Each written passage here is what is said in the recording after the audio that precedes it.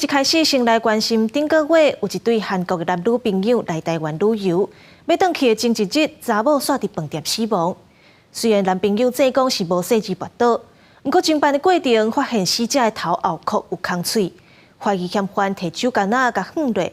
而且死者嘛捌讲男朋友会甲拍，所以检方搁再申请羁押，法院嘛裁定收押禁见。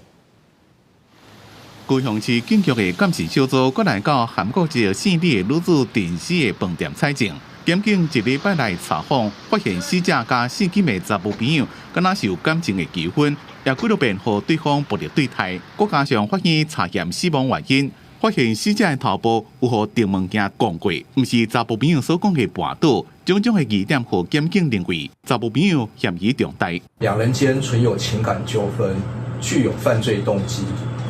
检察官认定，被告于发生争执、拉扯冲突后，持钝器下手行凶。案件发生在顶个月24日，这对来台湾旅游的情人回国前一天，查某朋友死亡，检警无排除是查某朋友杀人，依照杀人罪向法院申请羁押，要按10万块交保，限制自居。检方认定嫌犯有灭证、串证加盗墓之余，二度申请羁押禁见。被告虽否认犯罪，